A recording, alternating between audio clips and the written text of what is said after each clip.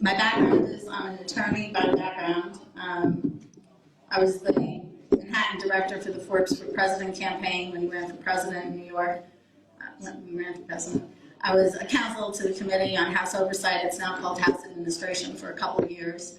And I was for 4 years with the Giuliani, I hate to say it, Giuliani/Bloomberg administrations as an appellate attorney representing the police commissioners and also the prosecution on appeal for juvenile criminal prosecutions. I'm a 9/11 survivor. Both my home and my office were affected. I was homeless for 2 months. My office was closed and displaced for 8 months.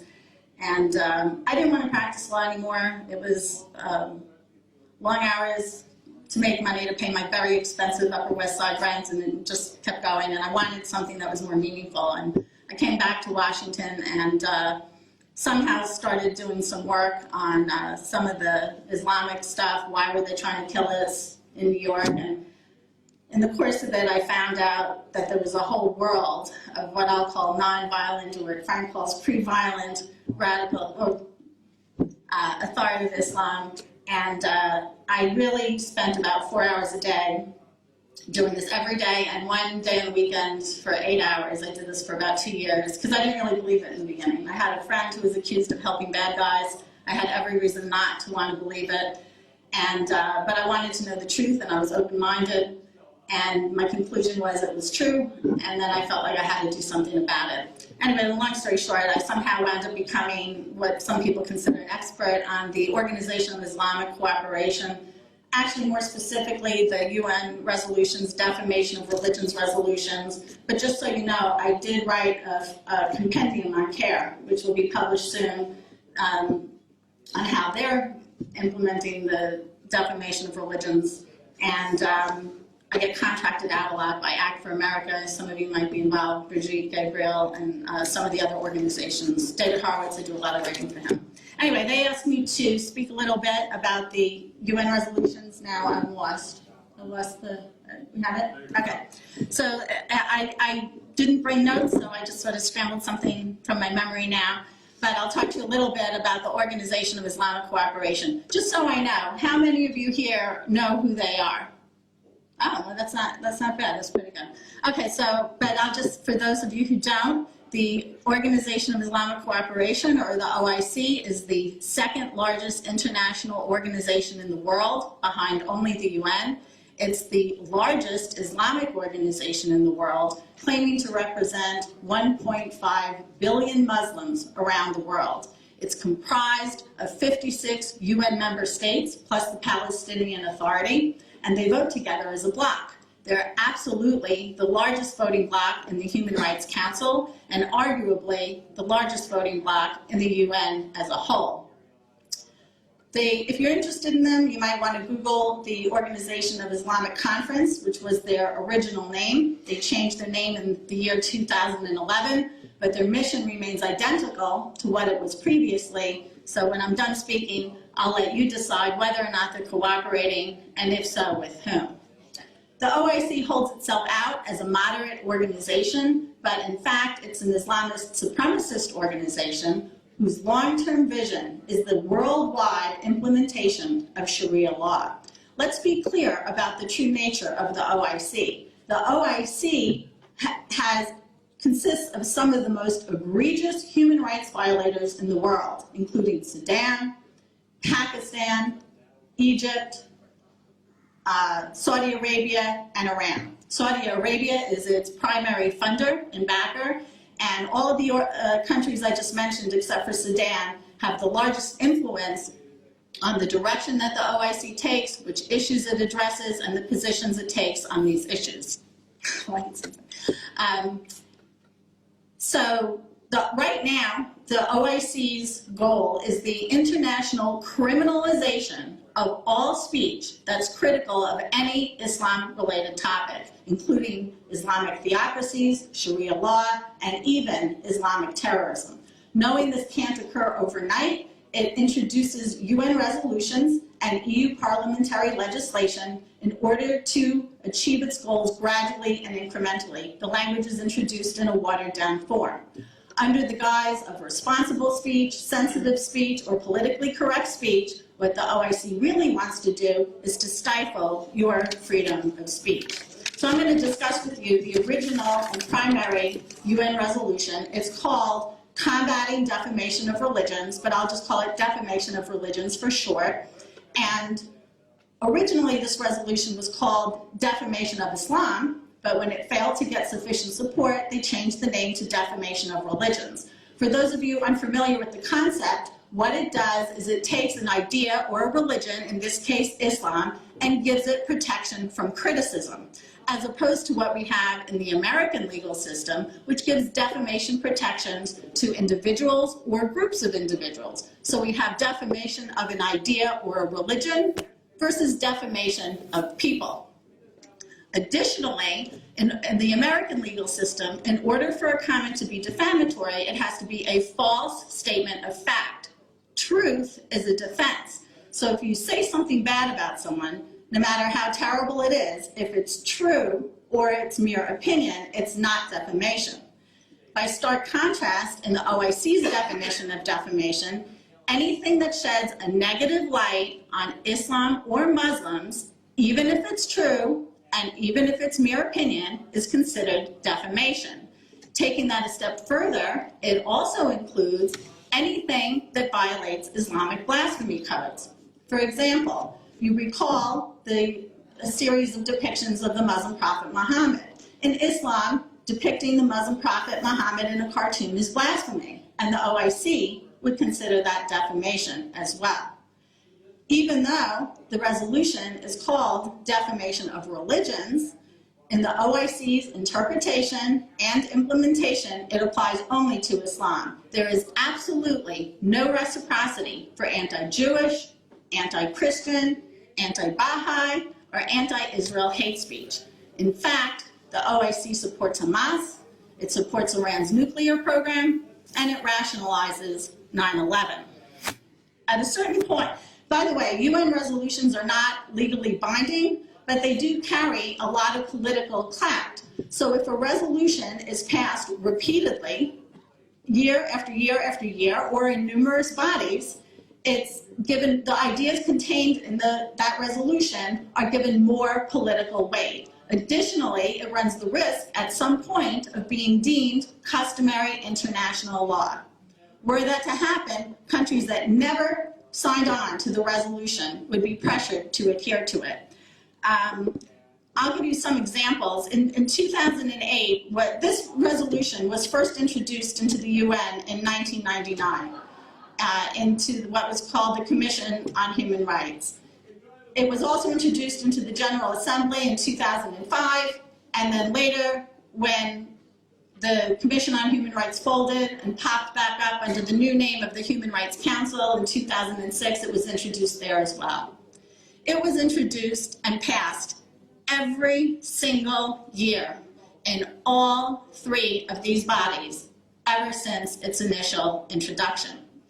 In 2008 was the first time that it was in jeopardy of not getting passed in the Human Rights Council, but the OIC launched an aggressive Islamophobia campaign to gain sympathy for its anti-freedom measures and ensure that it would pass. It held a few summits establishing the existence of Islamophobia, stating that they would have a zero tolerance for it, that they would defend themselves against all free expression that they deemed to be Islamophobic, including hostile glances. They also started an OIC observatory, which is an annual report now that consists of incidents around the world that they deem to be Islamophobic. They also have a monthly bulletin that does the same. But to give you some examples of what they're calling Islamophobic, in 2008, the country of Qatar erected its first Christian church, and Muslims protested around the streets. Arabic papers wrote articles reporting that Muslims were protesting. One of these articles was translated into English, and the republication of it was Islamophobic. It was Islamophobic when Wikipedia refused to remove depictions from its English language website of the Muslim prophet Muhammad. And it was Islamophobic when the EU refused to asked Iran to drop the death penalty for the crime of apostasy. So these are the kinds of things that the OIC refers to as Islamophobic. Anybody who defames Islam, and we see they already have an overly broad definition of the word defamation, so that is an Islamophobe. So they have an overly broad definition of the word Islamophobia. Anyway, the resolution wound up passing again, passed all the way through 2010, and in 2011, the State Department finally realized that this resolution had potentially dire consequences for freedom of speech. So they asked the OIC, please draft an alternative resolution that would retain free expression and also address the OIC's concerns about alleged Islamophobia. The result was what you might have heard of Resolution 1618 to combat intolerance based on religion or belief. It actually has a much longer title, but I'll just call it Resolution 1618.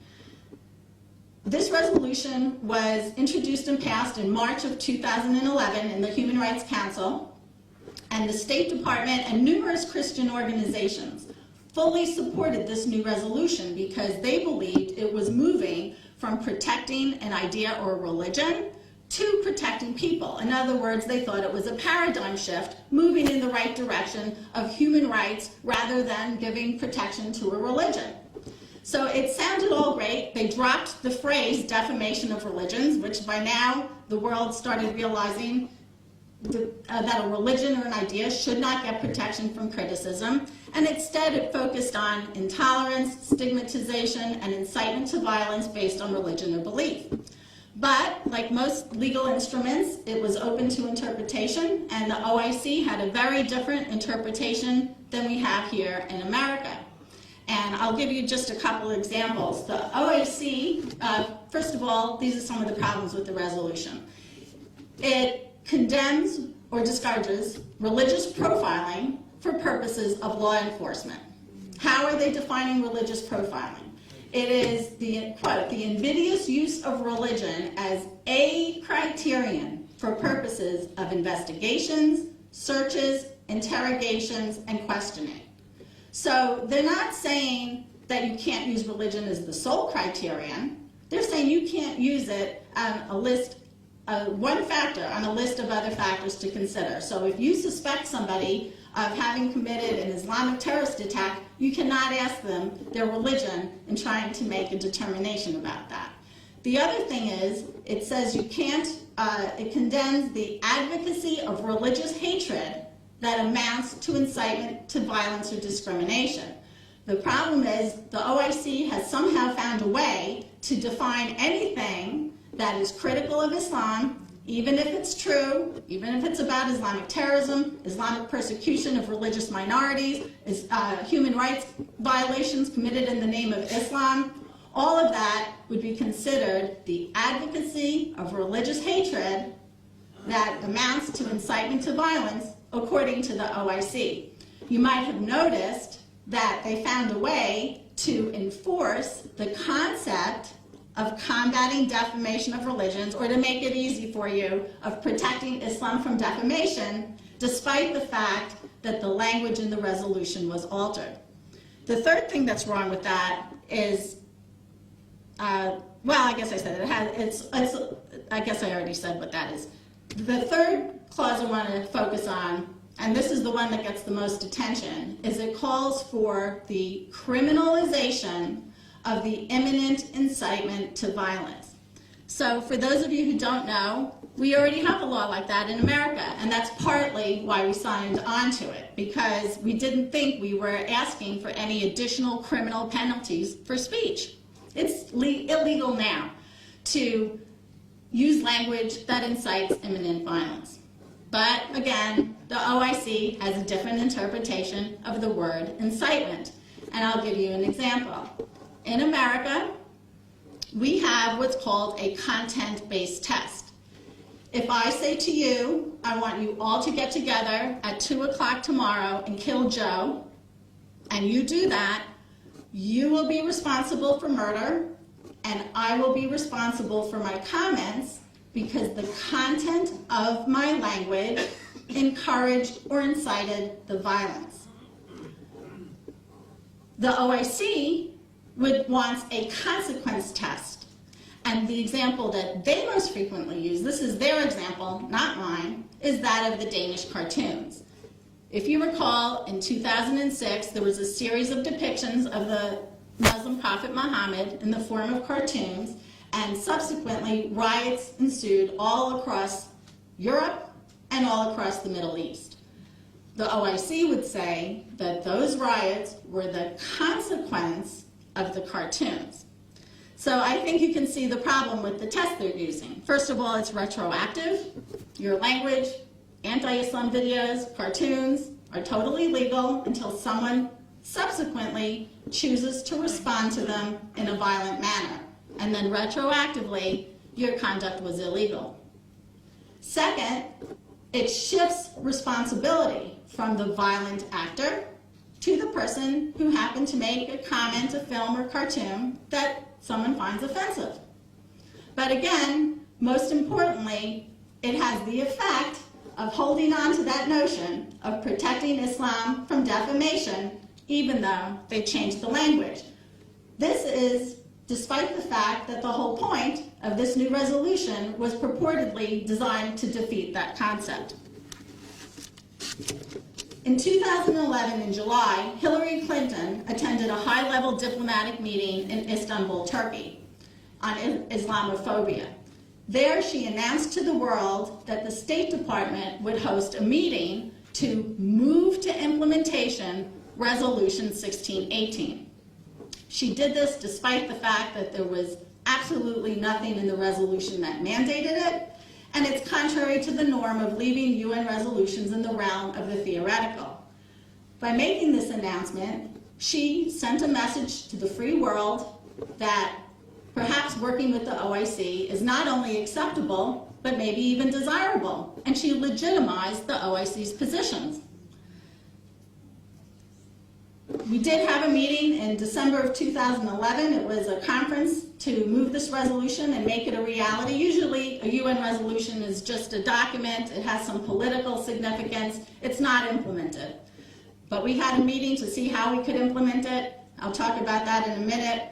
In the EU, oh, you want me to go faster? Do you want me to go faster? 20 minutes. Oh, okay, I'll try.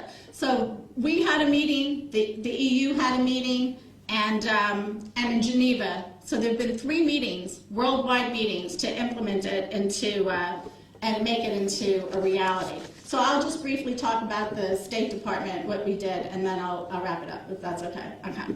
So the State Department had a meeting in December 2011. Approximately 30 countries and international organizations attended, excuse me, attended, and somehow, even though the State Department originally said that the resolution was to retain freedom of speech, by the time the conference came around, the whole focus shifted to protecting religious minorities, specifically Muslims in the West. Did they focus on the Coptic Christians in Egypt, the Baha'is in Iran, the Ahmadiyya Muslims in Pakistan, the Jews in Saudi Arabia, if there are any? No. The focus was on how they can protect Muslims in America and the West. And Hillary Clinton chose, the OIC made it very clear that they were going to use this conference as a platform to push for speech restrictive measures on Islam-related topics. Some of you might be aware that pretty much all of Europe has some form of hate speech laws now. They're proxies for Islamic blasphemy codes. Sometimes they're called denigration of religions, vilification of religions, hate speech, public order laws, but they all serve as deterrents for criticizing Islam, not necessarily criminal, but civil fines or other kinds of punishments. America is truly the last bastion of freedom in this regard. Hillary Clinton said that she's not going to push for speech restrictive laws the way Europe has, but she said that instead she'll use other measures that'll achieve the same result. Those other measures were interfaith dialogue, which some of you might know is nothing more than whitewashing the truth, or peer pressure and shaming. Hillary Clinton seems to have a fundamental misunderstanding of the First Amendment. The First Amendment was designed to encourage robust political debate and flesh out minority viewpoints. It wasn't intended for some people to use their free speech rights to tell other people to shut up, because it's more effective.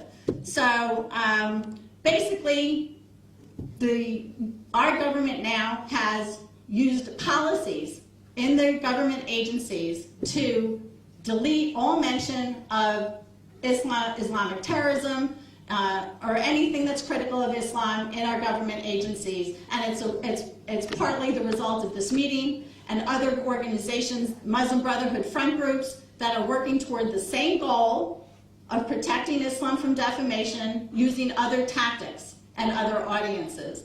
And I'll just give you like two examples. Okay,